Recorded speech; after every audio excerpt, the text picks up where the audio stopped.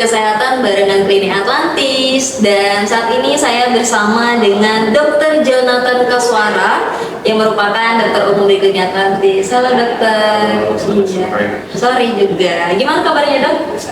Sehat ya. Dan pastinya buat sahabat Atlantis yang mendengarkan juga sehat selalu. Dan hari ini kita akan membahas nih listeners tentang dispepsia, faringitis, influenza.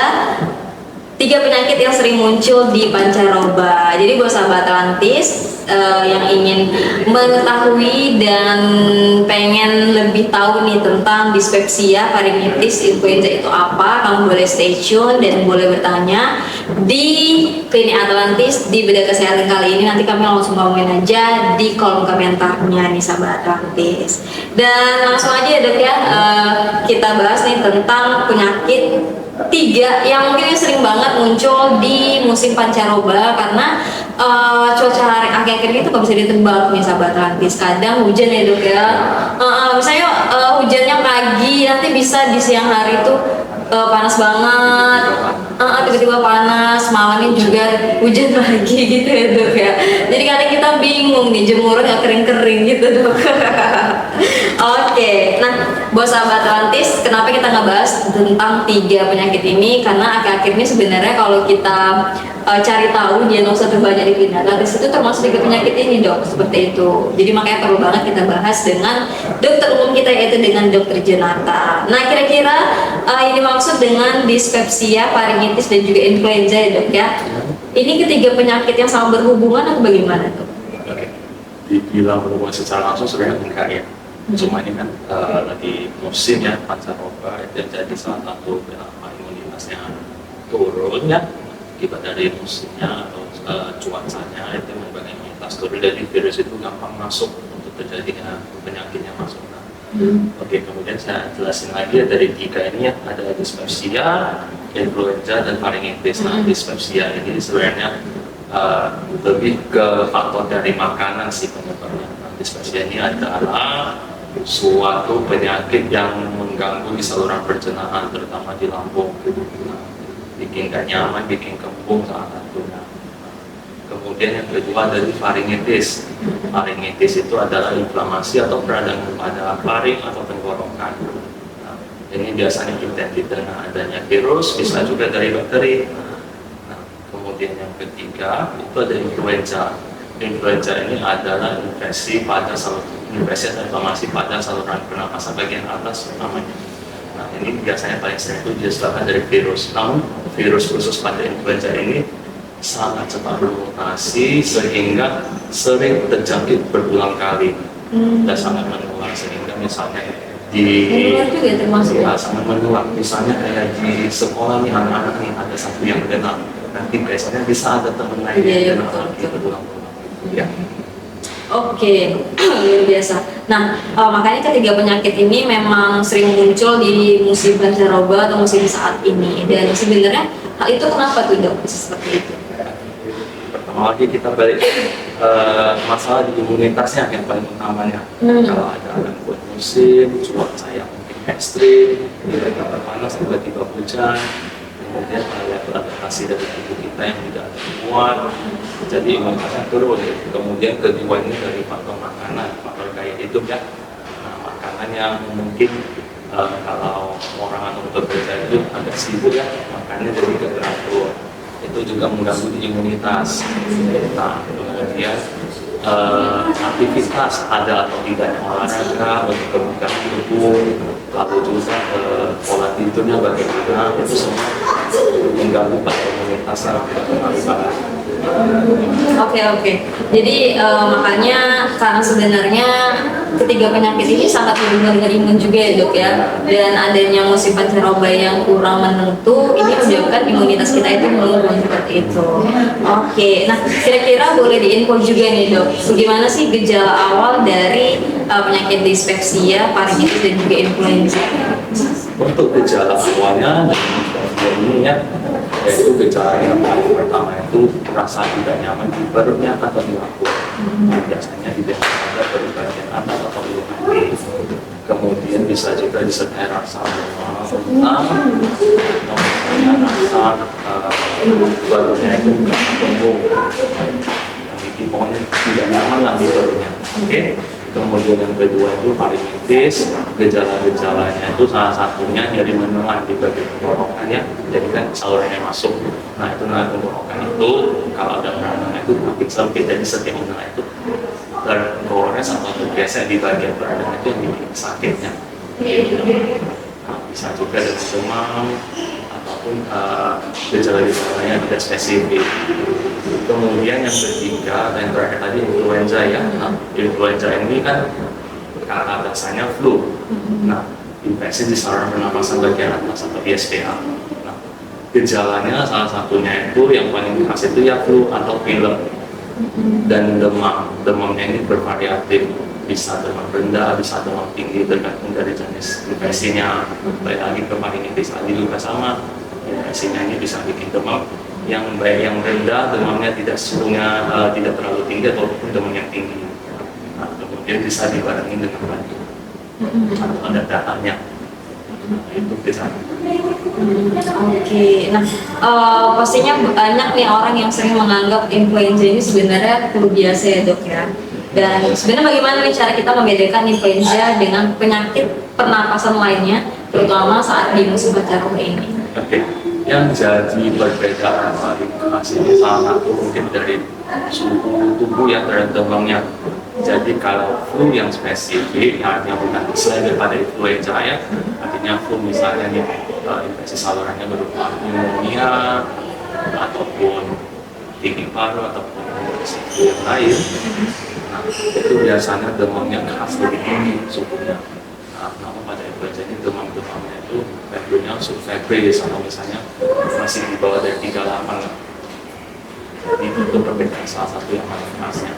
Kemudian kadang juga kalau batuk yang berdarah itu nanti kita akan tahu darahnya itu warnanya bagaimana, konsistensinya bagaimana, itu juga berpengaruh sebagai salah satu anamnesis dari kita, kemudian pemeriksaan lanjutnya untuk membedakan. Jadi maksudnya ini arahnya ke influenza atau flu.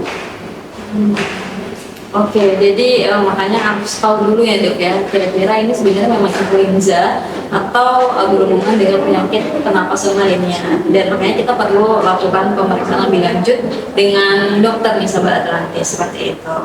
Nah, untuk faringitis sendiri ya dok ya, ini sebenarnya dispepsia, faringitis. Banyak orang tuh sebenarnya nggak paham atau banyak orang awam tuh yang nggak tahu kalau misalnya ada nih nama penyakit ini. Jujur aja seperti itu dok. Saya rasa seperti itu. Mungkin kalau dokter kan karena kuliah dan apa udah tahu ya dok ya. Tapi orang-orang sebenarnya banyak yang nggak ngerti dok dan banyak nggak tahu. Kalau dispepsia mungkin orang ngertinya kayak penyakit emah atau apa gitu. Faringitis mungkin sakit tenggorokan lebih kenal gitu doang. Nah, kalau kita ngomongin tentang faringitis nih, biasanya diawali dengan tenggorokan gatal atau sakit. Nah, kalau orang awam sering mengatasinya dengan minum vitamin C, madu, air garam, atau jeruk nipis nih dok. Apakah itu memang sudah benar mengatasi faringitis atau sebenarnya hanya mitos saja? Untuk dikatakan sudah benar atau enggaknya itu saya benar dalam arti untuk gejalanya aja. Namun untuk mencari atau mentreat atau melakukan laksana pada penyebabnya itu belum spesifik. Jadi misalnya kalau udah dikasih vitamin C, dikasih obat herbal ataupun madu ya, nanti yang lega hanya mungkin di tenggorokannya saja atau di batuknya saja. Nanti setelah itu dirasa sembuh kan di stop ya. Setelah di stop balik lagi. Nah, artinya gejalanya aja selesai. Penyebabnya nggak dituntaskan, nanti balik lagi berulang. Jadi harus penyebabnya harus dicari. Itu yang spesifiknya di situ. Oke, makanya apapun itu penyakitnya harus dikonsultasikan ke dengan dokter ya dok ya, karena bukan hanya mengatasi gejala tapi kira-kira penyebab dan hal-hal lain yang ada di tubuh kita itu seperti apa. Jadi makanya diberikan penanganan yang tepat seperti itu sobat Atlantis. Oke, nah kalau kita ngomongin tentang dispepsia ya dok ya, kira-kira risiko yang terjadi jika mengalami dispepsia, faringitis dan juga influenza ini tidak ditangani dengan baik bagaimana nih? Mungkin dari pertanyaan dimaksud lebih ke komplikasi ya, atau misalnya sesuatu yang ditangani dengan baik atau dibiarin saja. komplikasinya kemana gitu ya. Oke. Jadi yang pertama dispepsia itu komplikasinya yang paling sering itu ya karena kan termasuk dispepsia ini bisa mengarah ke peradangan di lambungnya. Nah, peradangannya nggak selesai jadinya ulkus atau luka. Nah, Dok, izin dok, dispepsia ini sebenarnya sama nggak sih sama MAS sama asam lambung? Satu lagi apa sih namanya? ada gastritis, Itu. ada dispepsia. Nah, dispepsia ini lebih ke sebagai definisi dari rasa tidak nyaman di parunya. Bukan berarti ini asam lambung. Bisa dibarengi dengan asam lambung. Asam lambung ini kan artinya memang sesuatu yang fisiologis atau normal di dalam tubuh. Cuman pada kasus dispepsia, asam lambungnya ini produksinya bisa lebih banyak atau tingkat keasamannya berbeda. Itu bikin rasa tidak nyaman. Iya gitu. Kalau gastritis ya, ini beda. Gastritis itu lebih ke inflamasi. Nah, ini bisa lanjutan dari dispepsia. Menyebabkan jadi komplikasinya satunya gastritis atau tadi peradangan. Kemudian bisa jadi ulkus atau misalnya ada luka nih. Yang paling kalau ulkus ya kita umumnya yang ulkus yang diabetes lah nggak pernah dari luar ya. Nah, jadi kayak ada nanah gitu. Itu harus lebih cepat diterapi. Jangan sampai dibiarin lagi, bisa jadi perforasi atau bocor lambungnya. Ini yang paling bahaya. Kemudian untuk kasus dari parinitis, ya, yang paling sering terjadinya komplikasi atau kelelahan di dalam lingkungannya, itu menyebabkan infeksi saluran lanjut yaitu bagian saluran pernapasan bagian bawah. Nah, itu yang paling sering. Ya. Kemudian untuk yang satu lagi di influenza ya, influenza juga sama. Ini lebih ke komplikasinya ke arah saluran pernapasan, terutama di bagian bawah. Ya, bisa jadi misalnya infeksinya berulang nih, influenzanya virus-virus itu yang melintas terus. Nanti ada infeksi lain masuk lagi mungkin yang lebih berat. Contohnya misalnya ada dibarengi dengan bakteri, jadinya pneumonia itu termasuk salah satu kasus infeksi paru. Jadi yang cari tahu, di treatment supaya tidak terjadi komplikasi atau resiko tingkat keparahannya meningkat. Kalau influenza tidak ditangani dengan baik, apakah mungkin jadi ada TBC juga atau gimana? Bisa jadi yang tadi saya sebutkan kayak misalnya kalau ada bakteri lain yang masuk itu lebih rentan nantinya. Salah satunya ini pneumonia udah saya jelasin, itu dari bakteri. TBC juga sama demikian, TB paru itu dari bakteri juga. Jadi kalau sudah sampai ke TB paru, penanganan kita sudah obat-obatannya harus 6 bulan atau lebih sampai 9 bulan atau lebih tergantung dari kasusnya. Benar-benar. Oke, kira-kira apa yang harus dilakukan nih dok jika gejala-gejala dari penyakit yang tadi kita sebutkan itu muncul bersamaan dan haruskah memang pergi ke dokter atau tindakan pertama yang harus dilakukan di rumah itu seperti apa? Oke, sebenarnya untuk tindakan awalnya sangat mudah ya, bisa dikerjakan di rumah dengan baik. Namun jika dari gejalanya tidak membaik selama 3 hari, misalnya seperti demam yang tidak membaik ya, itu disarankan atau lebih baik dikonsultasikan ke dokter. Nah, dan arti apa saja bisa diperbuat di rumah itu, salah satunya yang tetap kita harus pantau seperti dispepsia ya, artinya dilakukan. Usahakan selama berapa hari tersebut jangan makan sesuatu yang merangsang dari lambungnya, misalnya yang asam, yang pedas, ya, atau orang lain sering ini kan kita di Sumatera Utara ya, yang paling sering itu santan atau kari. Oh iya betul. Itu pedas sebenarnya, cuma bukan di lidah pedasnya. Oke. Kemudian Masakan Padang loh dok. iya. Kemudian yang kedua harus ada aktivitas sebenarnya, olahraga apa aja boleh, itu bantu kebugaran atau imunitas. Yang paling senang itu aktivitas setiap pagi boleh, 30 menit boleh, 1 jam boleh, tidak ada masalah. Yang penting disesuaikan dengan waktunya. Kemudian pola tidurnya juga harus cukup. Nah, kadang yang lebih sering remaja-remaja itu pola tidurnya sangat terganggu. Itu harus diperhatikan. Kemudian yang terakhir itu yang misalnya ada gejala seperti flu boleh dibeli dulu sambil mau konsultasi ke dokter untuk 1-2 hari awal boleh dibeli di apotek, ada obat bebas atau over the counter OTC ya, bisa dibeli obat flu, obat demam dan sebagainya tergantung dari gejalanya. Namun untuk obat demam ini yang misalnya ya Kalau udah 3 hari tentunya tidak membaik, Iya. sarannya adalah dikonsultasikan ke dokter Iya. diperiksa lebih lanjut. Bener nih, kadang buat sahabat rantis yang di rumah mungkin suka mengabaikan dengan dok, kayak udah seminggu, 2 minggu tuh dia masih demam, nggak berobat-berobat karena dia ngerasa kayaknya baik-baik aja gitu. Padahal kalau udah lebih dari 3 hari itu bisa ada penyakit lainnya gitu ya dok ya, tidak hanya masalah influenza atau demam saja seperti itu. Oke, jadi buat sahabat rantis boleh langsung konsultasikan dengan dokter. Mungkin tadi kamu udah dengarkan ya beberapa gejala yang mungkin muncul di musim pancaroba ini, termasuk dari penyakit dispepsia, faringitis dan juga influenza.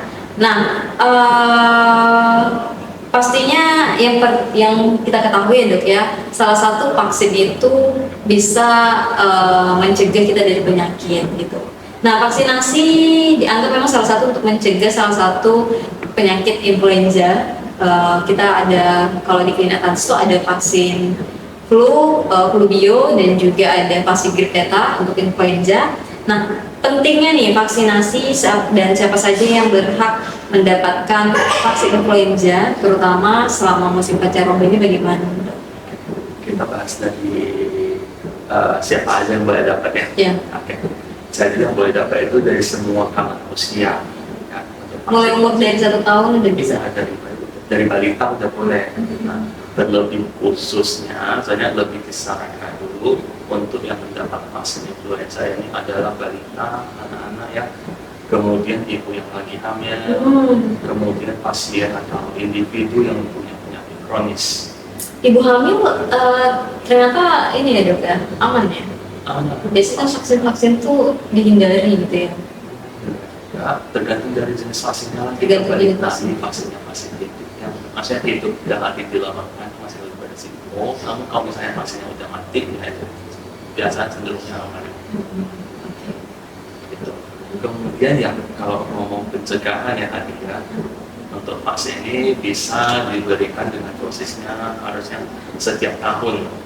Nah, itu yang salah satu mungkin masalah di Indonesia ya. Ada yang mungkin menganggap vaksin influenza ini udah 1-2 tahun masih bisa, harusnya vaksinnya bekerja di tubuh, padahal udah enggak 1 tahun aja kita harus divaksin ulang. Karena kenapa? Salah satu influenza itu virusnya sangat gampang mutasi. Jadi tiap bulan, tiap beberapa bulan atau tiap tahun kita bisa terkena ulang mutasinya itu. Jadi yang masuk itu beda terus di tubuh kita juga agak mengenal ini ternyata flu yang udah berbeda nih gitu. Oke. Walaupun mungkin misalnya ada yang flu berat gitu kan dok, kira-kira itu bukan berarti dia setelah dia sembuh ada apa sih bahasanya imun di dalam tubuh dia? Enggak ya? Dan cuman kan flu ini balik lagi dia mutasi, dia akan cari sebelah supaya dia bisa infeksi lagi atau mencari lagi infeksi lagi. Jadi dia bermutasi mencari celah supaya bisa masuk. Jadi antibodinya itu kelewat gitu bahasanya. Jadi ya, pencegahannya satu boleh vaksinasi, yang kedua itu nanti gaya hidup. Saya jelaskan di awal tadi, gaya hidup yang berbahan apa yang saya lakukan. Oke, luar biasa. Jadi buat sahabat rantis, kita ingatkan kembali untuk vaksin influenza itu setidaknya kamu disuntikkan setahun sekali gitu ya dok ya. Misalnya bulan Desember ini kamu udah suntik, tahun depannya boleh di bulan Desember lagi gitu ya dok ya.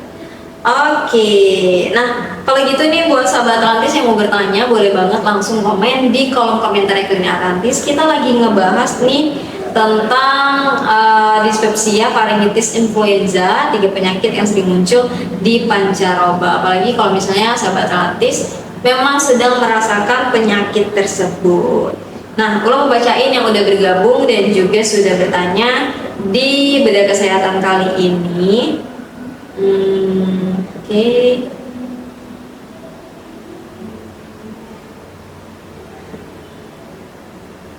Oke, ini ada yang bertanya nih dok dari Smart Private Education underscore S.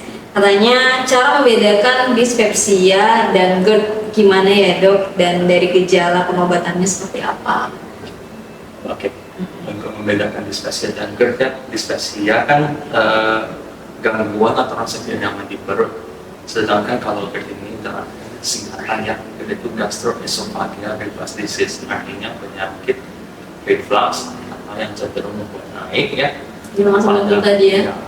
kayak sampai muntah-muntah Muntah-muntah, tulangnya di gastroesopagusnya atau di lambung dan kerongkongan. Nah, untuk membedakan gejalanya, saya langsung jelasin aja yang GERD ya.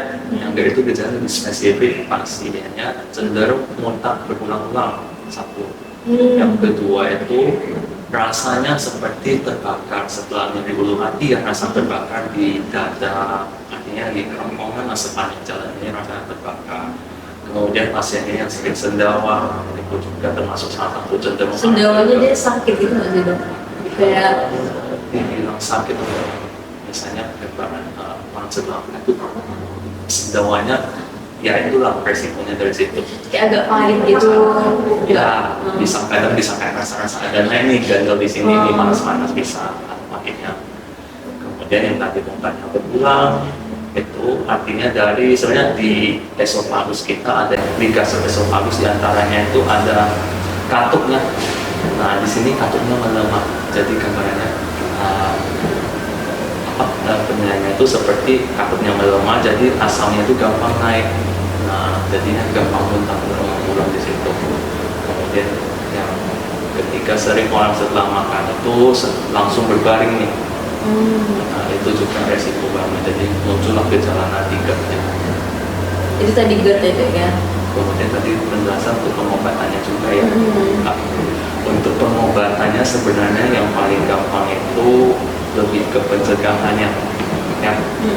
Yang gaya hidupnya salah satunya, yang tadi saya jelasin lagi, setelah makan itu jangan langsung baring, sebisa mungkin 2 jam. Artinya kan makannya lagi di proses di lambung nih, asamnya lagi kerja, artinya produksinya pasti asamnya lebih banyak. Ini kalau langsung baring dan arti gravitasi atau cahaya itu pasti mencari jalan yang semakin menurun ya, gravitasi. Nah kalau berbaring itu kan esofagus dengan gastrik itu sejajar, jadi gampang dia keluar, itu yang bikin muntah. Kemudian kalau misalnya ada gejala-gejala tersebut, misalnya sering bisa dibeli di obat bebas di apotek dulu, obat-obat untuk mual muntahnya, tidak nyamannya, seperti yang paling sering dibeli. Obat bebas itu adalah antasida. Boleh. Namun kalau misalnya nggak ada perbaikan beberapa hari kemudian, ya konsultasikan ke dokternya ataupun ke spesialis bagian penyakit dalam mulut. Oke, semoga tadi terjawab ya untuk dari pertanyaannya mengenai tadi tentang dispepsia dan juga GERD. Nah, ini ada juga yang bertanya dok dari Grasi Anjani, katanya apakah faringitis termasuk dari gejala dispepsia atau GERD? Faringitis tidak termasuk gejala dari dispepsia atau GERD.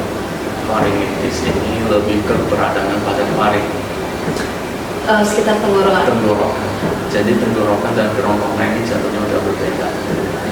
Tenggorokan itu lebih ke pernapasan, koneknya atau terhubungnya itu ke saluran nafas lah, arti parunya. Kalau misalnya faringitis ini dok, kita mengalami hal tersebut gitu, lebih baik ke dokter umum saja atau langsung ke dokter THT sebenarnya? Itu kembali ke preferensi dari pasiennya atau orang-orang masing-masing ya. Cuman ya itu termasuk kasus kalau di kedokteran ini ada yang namanya skala level kasus yang bisa dikerjakan oleh dokter umum atau enggak, dan itu masih di kompetensinya dokter umum. Jadi masih bisa ditangani dokter umum. Masih bisa ditangani ya.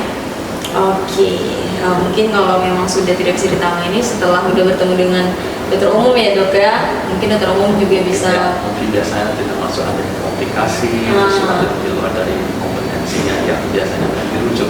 Iya, bisa dirujuk ke dokter THT juga. Nah, cukup ya untuk yang bertanya hari ini. Oke, tidak ada lagi buat sahabat Atlantis yang bertanya. Kalau gitu, Ulang mau tanya lagi nih dok. Kira-kira bagaimana sih cara mencegah penyakit-penyakit ini keseluruhannya muncul selama musim pancaroba nih dok? Boleh dikasih. Pertama, pola hidup. Pola hidup sebenarnya tadi udah sering banget udah terbilang. Udah sering pasti harus dimention berulang-ulang. Ya, pola hidup yang salah satu ya dari pola tidur, kemudian aktivitas olahraga harus ada ya untuk menjaga supaya imunitasnya tetap bagus, kebugaran tubuhnya. Kemudian dari pola makan juga ya, dalam arti jenis makanan untuk mencegah terjadinya dispepsia nih. Biasanya paling sering itu yang berpengaruh atau menjadikan dispepsia itu adalah makanan yang sifatnya asam, salah satunya nasi atau lemon. Kemudian makanan yang Itu nggak boleh banyak, nggak boleh nggak boleh berlebihan nggak boleh berlebihan. Tergantung dari kondisi pasien sendiri. Ada beberapa pasien yang ngasih makan, ada yang makan sedikit aja udah langsung gak nyaman. Itu udah ya. Kemudian yang pedas, cabai ya, sambal kari, santan. Kemudian yang gasnya banyak, salah satunya mungkin yang paling bikin gak nyaman itu soda. Nah, tepung juga saya termasuk. Dan arti ya roti-rotian. Roti nggak boleh banyak. Atau ada pengembangnya lah gitu. Itu kadang bikin gak nyaman di lambung. Oke. Kemudian setelah dari ini juga harus menjaga cairan tubuh, artinya harus tetap terhidrasi. Banyak minum air putih. Ya, itu sih. Kemudian yang khusus untuk influenza bisa juga dengan vaksin sebagai pencegahan. Oke, cukup ya dok ya. Untuk saat ini boleh direkomendasikan dok, kira-kira vaksin apa yang cocok untuk vaksin flu yang kita harus konsumsi itu saat ini? Kita suntik dok? Yang suntik? Iya. Vaksin influenza bentuknya apa saja sama. Sama aja ya dok ya. Vaksin influenza disuntik dengan dosisnya itu yang disuntik maksud dalam arti ya dosisnya berulang setiap tahunnya. Yang penting setidaknya kamu disuntik itu setahun sekali seperti itu ya dok ya. Untuk mencegah terjadi atau terjangkit dari virus influenzanya. Terlebih untuk beberapa kriteria pasien yang saya sebutkan tadi ya, atau mungkin untuk bekerja yang mungkin sering ke daerah-daerah atau ke luar negeri juga itu sering, misalnya bekerja laut juga biasanya sering harus disuntik atau divaksin dari influenza setiap tahunnya. Yang orang-orangnya sangat beresiko seperti itu ya dok ya. Oke, nah untuk pertanyaan terakhir nih dok, mungkin bisa disampaikan kepada sahabat artis yang sedang mendengarkan agar mereka nih lebih waspada dan lebih peduli lagi terhadap kesehatannya, terutama di musim ini atau sambil menyambut di tahun 2025 juga nih dok. Bagaimana nih dok? Diinfokan ke sahabat artis untuk pesan-pesannya ke masalah kesehatan ini. Pesan-pesan atau yang paling utama ya, yaitu lebih baik kita mencegah daripada mengobati. Iya betul. Itu aja sih kursnya ya. Jadi ya kembali lagi lebih fokus kita terhadap pencegahannya, yaitu perubahan di gaya hidupnya. Kalau gaya hidupnya sehat, tentunya biasanya akan lebih bugar, lebih jarang terkena penyakit. Oke, luar biasa. Semoga sahabat artis yang sudah mendengarkan dispepsia, faringitis dan juga influenza dari 3 penyakit ini sudah mulai mengerti dan juga sudah lebih waspada. Jadi buat sahabat artis yang mungkin sedang mengalami hal penyakit ini, kamu boleh langsung konsultasikan ke dokter di klinik Atlantis juga bisa. Nah, untuk praktek dokter mungkin boleh diinfo kepada sahabat Atlantis yang mungkin ingin bertemu atau konsultasi dengan dokter Jonathan nih. Untuk praktek saya saat ini ya masih di hari Selasa, Rabu, dan Jumat. Jamnya itu mulai dari pukul 7 pagi sampai pukul 3 sore. Iya, di pagi hari ya sahabat Atlantis. Oke, kalau gitu terima kasih banget nih Dokter Jonathan sudah memberikan informasi dan juga sangat detail mengenai penyakit-penyakit yang tadi sudah kita bahas di bedah kesehatan kali ini. Buat sahabat Atlantis yang sudah bertanya dan juga sudah stay tune di IG Live Klinik Atlantis, terima kasih juga. Kalau gitu kita tutup untuk talkshow kita kali ini, dan ini adalah talkshow terakhir kami di bulan Desember di tahun 2020. Talkshow selanjutnya di tahun 2025, dan terima kasih untuk 1 tahun terakhir nih sahabat Atlantis. Kalau gitu kita tutup ya dok ya untuk bedah kesehatan kali ini. Selamat sore sahabat Atlantis, Happy New Year.